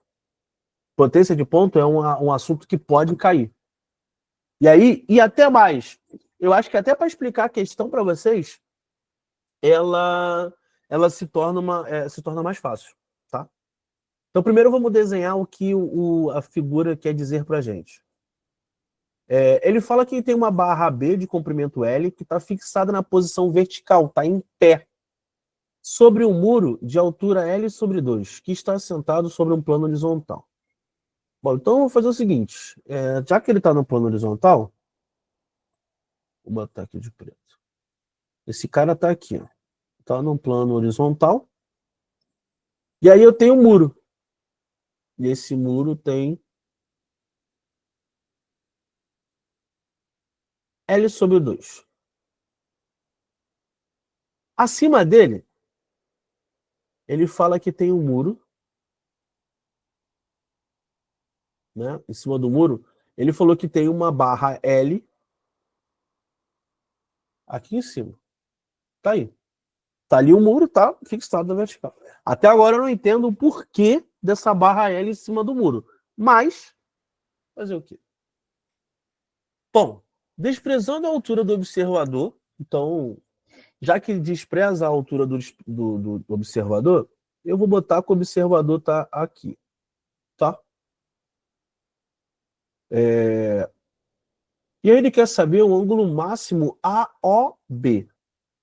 Então pensa o seguinte, a barra tem o comprimento AB, o O está aqui, então, sei lá, eu vou chamar aqui de B e aqui de A.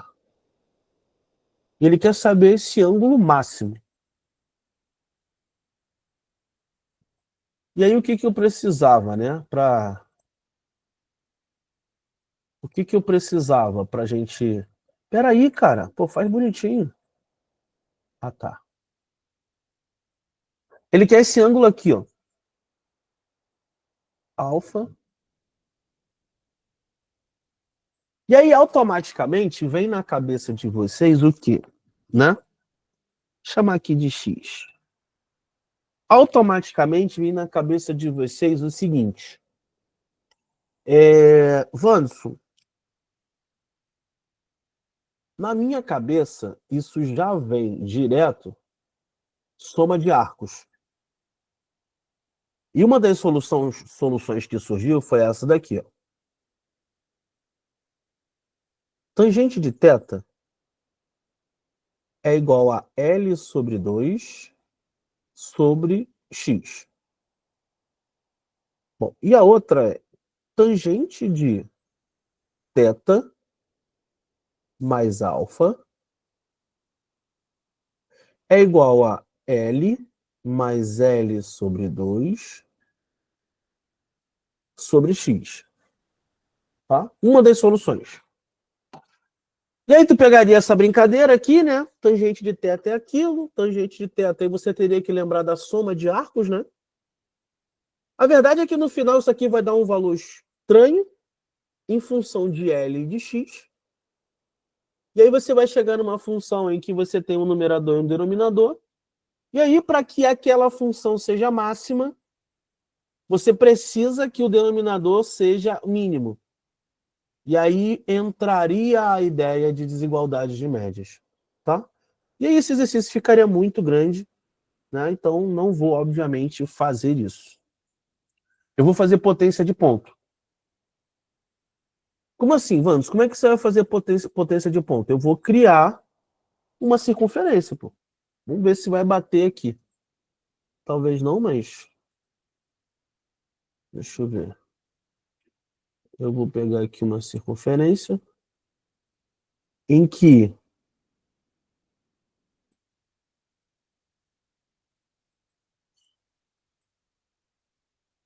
e aí, obviamente, vai ficar difícil de eu fazer isso, mas eu tento. Eu quero uma circunferência, olha só, quase lá. Ó, tá aí. Criei uma circunferência. E aí eu só vou mexer aqui nesse cara, porque eu quero que tangencie. Não, faz o seguinte, não vou mexer aqui não. Eu vou mexer aqui.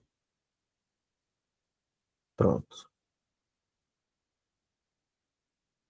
Eu vou mexer aqui, tá? Para ficar melhor. Eu vou deixar essa circunferência. Pô, vocês são fogo, cara. Vou mexer nessa circunferência, peraí.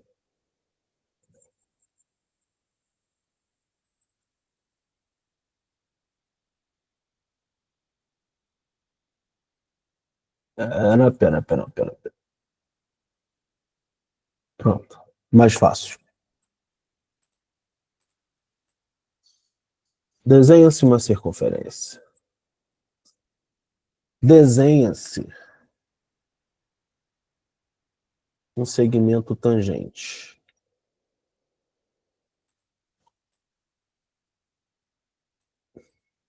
Ó, desenhei. Aí eu vou fazer o seguinte. Eu vou criar um segmento aqui. E fiquem tranquilos que eu vou mostrar a potência de ponto acontecendo, tá? Aqui A, e eu vou chamar essa distância de L. Bom.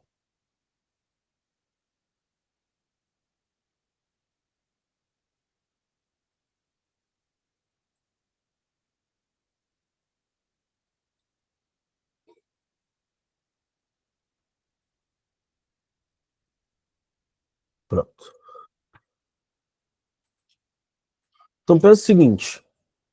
Aqui está o meu observador, ó. Vanso, cadê essa potência? Aqui é um ângulo θ e aqui é um ângulo alfa. Cadê essa potência de ponto que você meio que está falando, Vanso? Então é o seguinte, e aí por isso que eu perguntei se vocês já viram potência de ponto. Olha isso aqui.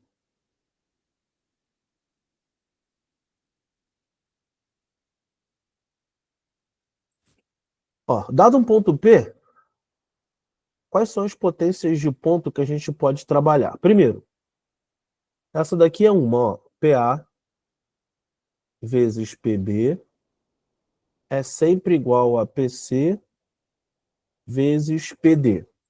Essa potência, vocês já viram? Todo mundo já viu isso? Pode ser que alguém não tenha visto ainda no curso, tá? Mas já está na hora já. Uma outra que eu vou usar é essa daqui.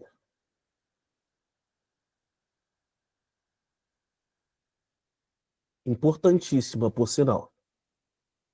Dado que A e B são dois pontos de tangência, a gente garante que PA é igual a PB. Todo mundo ok com essa também? Beleza. Principalmente vocês aí, ó, Juliana, Sofia, quer dizer, Sofias e Augusto e Gabriel também. Vocês já viram essas potências?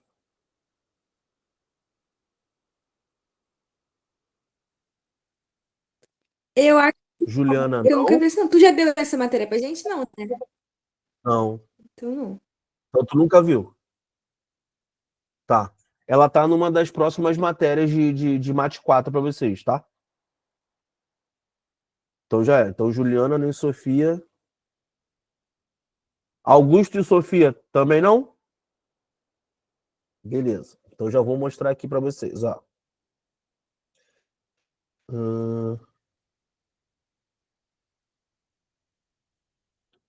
Então, ó.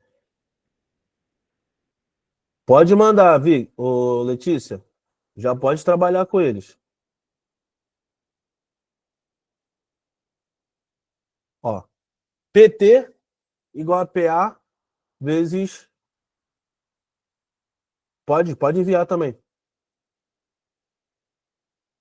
Ó, já para esse caso, PT ao quadrado é igual a PA vezes PB. Essas são algumas principais, temos as internas também, tá? Mas para resolver esse exercício, vocês já vão ver isso. Então o que eu estou fazendo? Eu estou fazendo isso aqui, ó. Ponto P, eu estou criando uma potência de ponto. Wanderson, por que isso? Imagina vocês o seguinte. Esse aqui é o ângulo máximo que eu consigo enxergar, né? Esse meu cara. Por quê? Porque esse ângulo alfa, ele está olhando para a corda AB. Só que a corda AB também gera um arco AB. Uma coisa que vai acontecer é, à medida, né, que eu pegar esse cara e eu distanciar e eu colocar esse ângulo O aqui, ó, esse observador estiver aqui, o que vai acabar acontecendo com esse ângulo alfa? À medida que eu for distanciando, esse meu ângulo alfa, ele vai ficar o quê? Cada vez menor. Tá? Então, cada vez, né, mais que eu me aproximar ali daquele ponto O' que eu estou colocando aqui, ó, esse ângulo ele vai ficar fora. E como ele vai ficar fora ali da minha circunferência, ele vai ficar menor. Se eu pego esse meu ponto O agora e eu vou mover ele para frente, o que vai acabar acontecendo? Esse cara também vai ficar menor. Quem acaba aumentando é o θ, mas o meu ângulo alfa, ele acaba diminuindo. Então, aqui, eu já consigo trabalhar essa ideia. Eu sei que meu ângulo máximo, né, presente aqui, vai ser nesse ponto específico. Tá, Vandes, mas onde é que está a potência de ponto? Olha só. Ponto P, o ponto O é um ponto de tangência. Então, ó, ele entra nesse caso aqui, ó, em que eu tenho no ponto T o ponto de tangência. Olha o PT aqui, ó. E aqui eu tenho outro, ó, PB. E aqui eu tenho PA.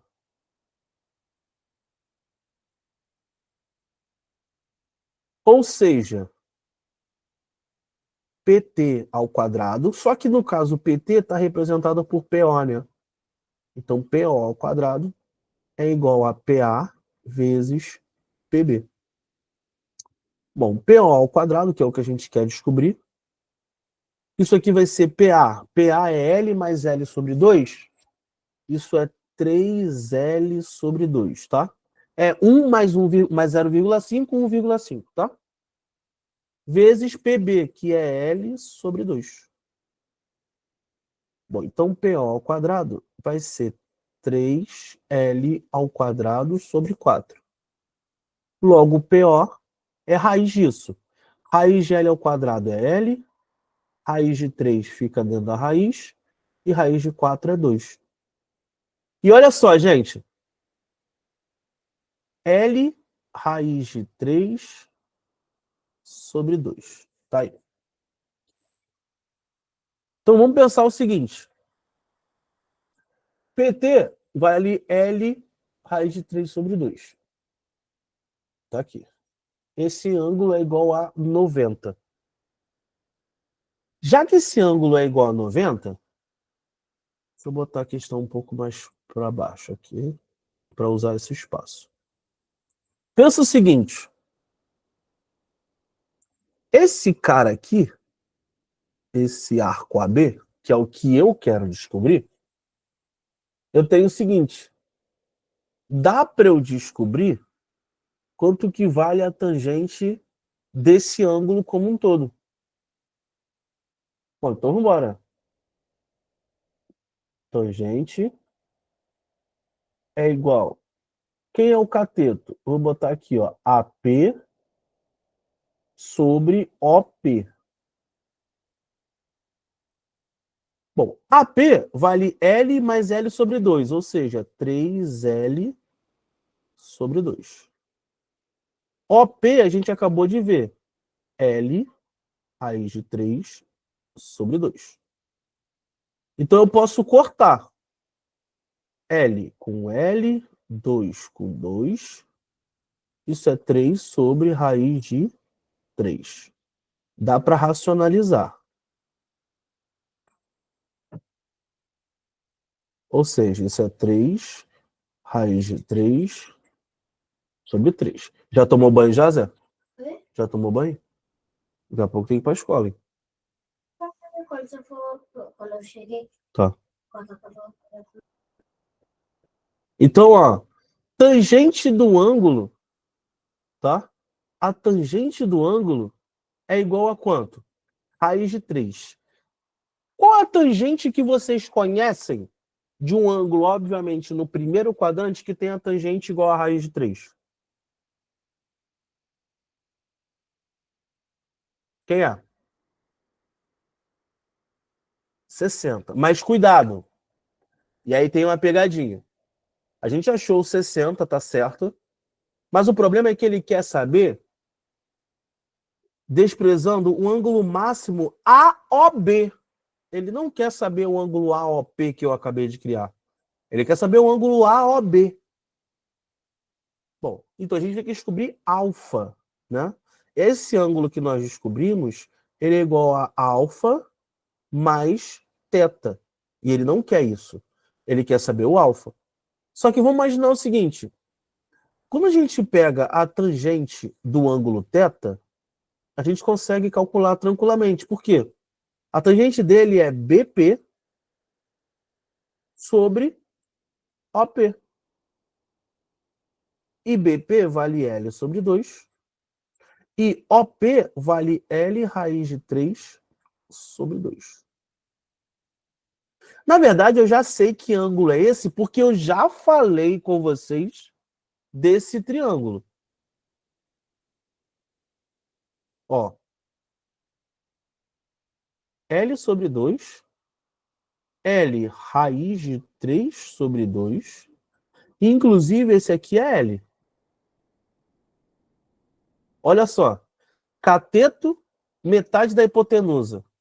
O outro cateto, metade da hipotenusa vezes raiz de 3. Esse triângulo é famoso. 30, 60, 90. Ou seja, isso aqui vai ser 2 corta com 2, L corta com L. Isso vai dar 1 sobre raiz de 3. A gente racionaliza.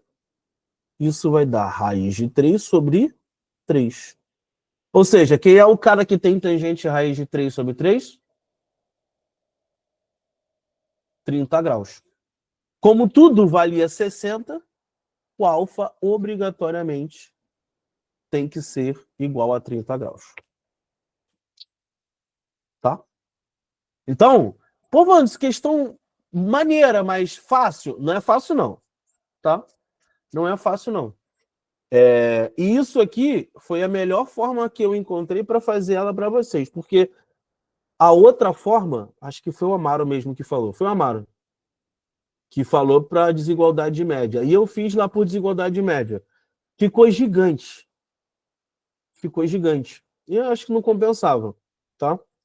E aí, essa questão, como já é uma questão antiga do IME, não do IME, né, mas do ITA, ela caiu recentemente no IME, mas ela já caiu no ITA há muitos anos, parecida. E uma das formas de resolver era por potência de ponto, que é muito mais tranquilo. Tá? Então, toda vez que vocês tiverem esse tipo de questão, entre a razão e ângulo máximo e mínimo, tentem usar potência de ponto. Viram que aqui sai bem mais tranquilo. Tá? Então, é mais fácil do que usar desigualdade de média.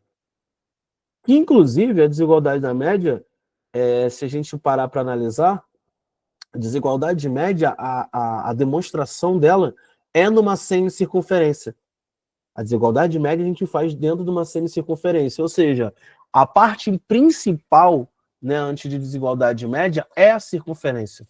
Por isso que a gente sempre recorre à potência de ponto na circunferência, que sai mais tranquilo. Beleza? Então, para aqueles que estavam me xingando por conta dessa questão tá na lista 1, me desculpem, realmente ela era uma questão para a lista 2 e não para a lista 1. Mas é bom para de vez em quando vocês tomarem um sustinho também para ficar ligado na parada, tá ligado? Só para dar aquele sustinho. Questão número 13. Me pediram essa daí também, estava lá marcado. Bom, essa daqui é uma questão muito válida, tá? SpaceX. Já vi algumas vezes na SpaceX, mas já tem um tempo. Acho raro, é assim, difícil de cair. Se eu não me engano, acho que caiu uma parecida no Colégio Naval há 2 anos. Ou foi ano... 2 anos, ano retrasado. Ridícula, questão muito fácil até para o Colégio Naval. Todo mundo ficou até com medo dela. Mas era uma questão bem, bem fácil, era só usar, né? Ou o teorema do bumerangue, ou usar o teorema dos bicos.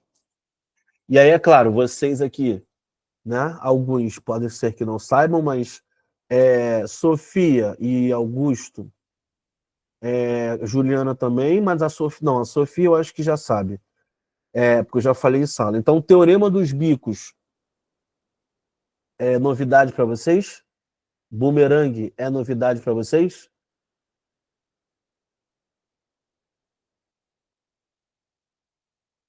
Não, você já sabe, Sofia. É a Sofia Lopes.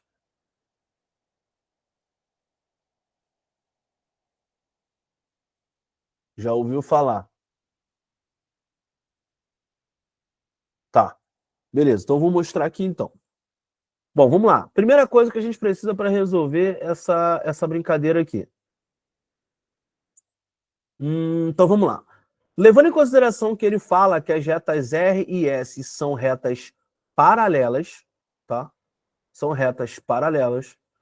Bom, o que a gente pode igualar aqui? Primeira coisa, ó. Criei esse ângulo aqui e criei esse ângulo aqui. Pronto. Esse ângulo em cima aqui, eu posso dizer tranquilamente que se esse ângulo aqui eu chamo de x e esse ângulo aqui eu chamo de y, que esse ângulo, por exemplo, é 180 menos 2x. E esse ângulo aqui embaixo é igual a 180 menos 2y. Até aqui a novidade?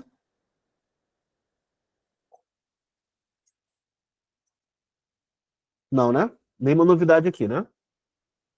Ambos são suplementares, de boa, tá. Mas aí o que pode ser talvez novidade é isso aqui.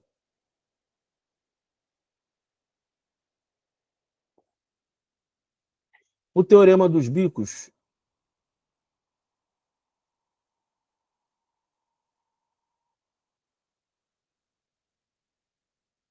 tá aqui. Dado um ângulo alfa, um ângulo beta, um ângulo teta, um ângulo gama e um ângulo φ. Qual é a ideia que a gente tem? É que os ângulos voltados para a esquerda,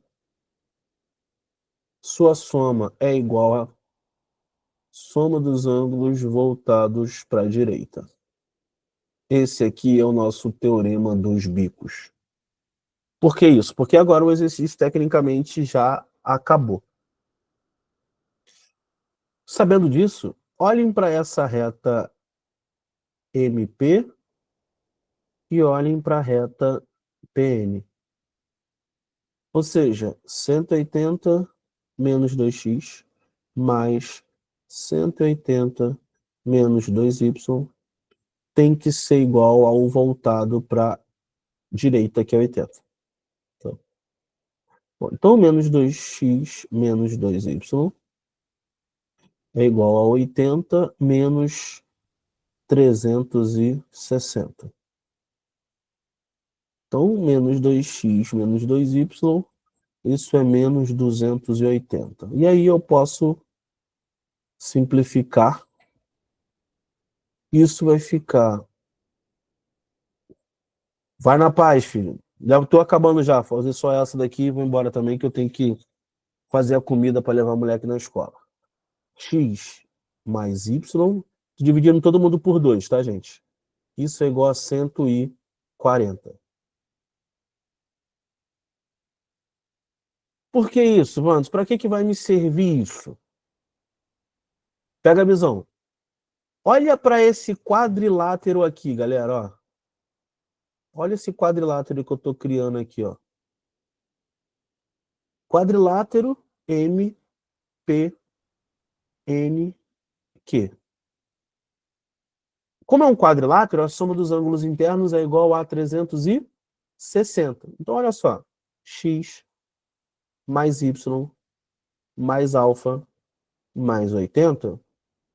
Isso é igual a 360. Só que a gente já determinou que x mais y vale 140.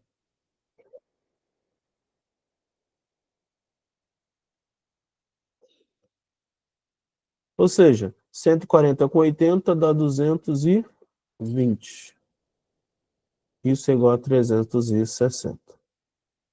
Isso vai dar 360 menos 220, que é igual a 140. Dando alternativa letra D de dado. Tá? É só isso.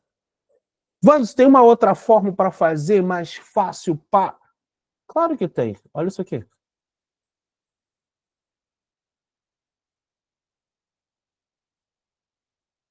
Eu vou unir MQ e eu vou unir NQ. O que acabou de aparecer? Esse ângulo não era x, que a gente chamou? Esse ângulo não era y?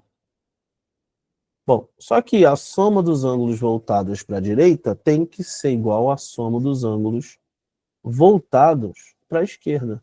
Então eu posso dizer tranquilamente que y mais x é igual a alfa.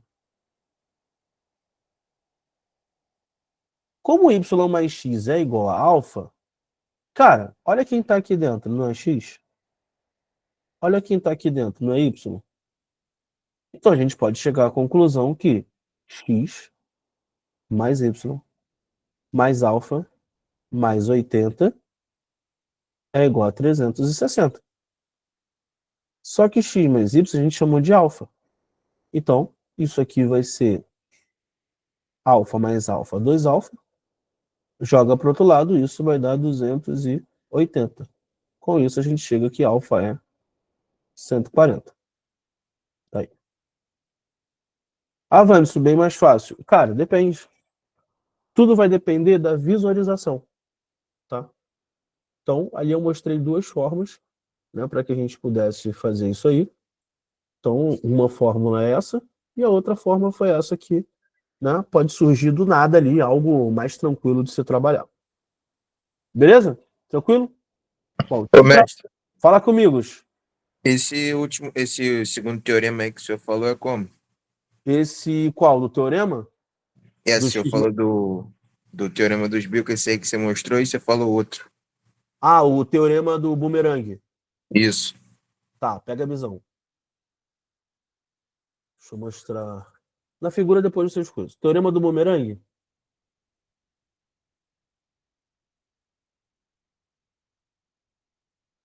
E qual é, mané? Não era isso que era para formar, não, Zé Ruela.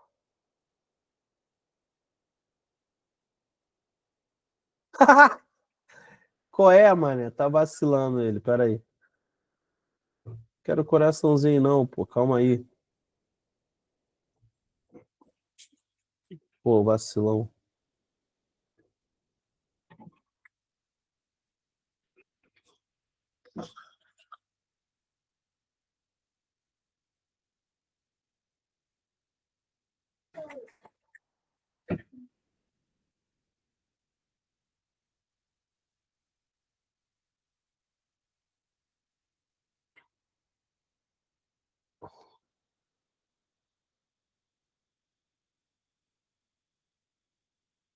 Dado o ângulo alfa,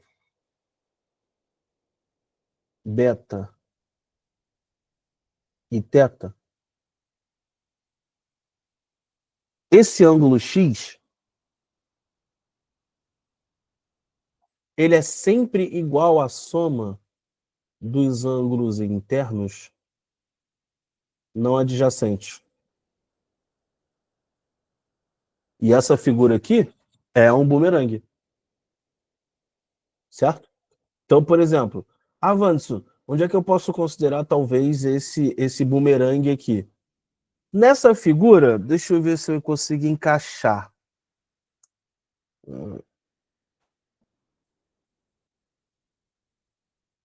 Ficaria mais ou menos assim.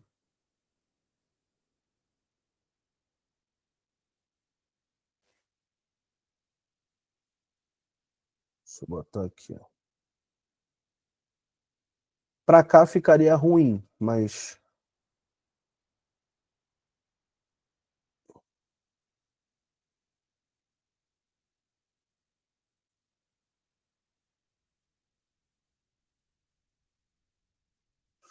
Ó, esse ângulo aqui, por exemplo, ele é alfa. Por quê? Porque ele é OPV com esse cara aqui. Então, caso eu descobrisse esse pedaço e esse pedaço, eu poderia dizer que esse alfa era igual à soma, né? Só que aqui ficaria ruim. Por conta desse 80, ele foi dividido em duas partes. E se, no caso, teria um número de incógnitas maior, tá? Mas, por exemplo, por que eu falei do teorema do bumerangue? É porque na próxima, né? Lá na próxima aula, quando a gente continuar, esse cara aqui, ó, Por isso que eu perguntei se vocês já tinham estudado, ó, por conta disso. Olha essa figura. Eu tenho esse ângulo, eu tenho esse ângulo e eu vou ter esse ângulo em B aqui. Que figura é essa que formou? Um bumerangue. Então, esse cara aqui é alfa sobre 2. Esse cara aqui vai aparecer um negócio aí que daqui a pouco a gente já vai ver, ó. Sempre vai aparecer um bumerangue. Ó, quando prolonga esses lados, sempre aparece um bumerangue. Ó, olha um bumerangue aqui.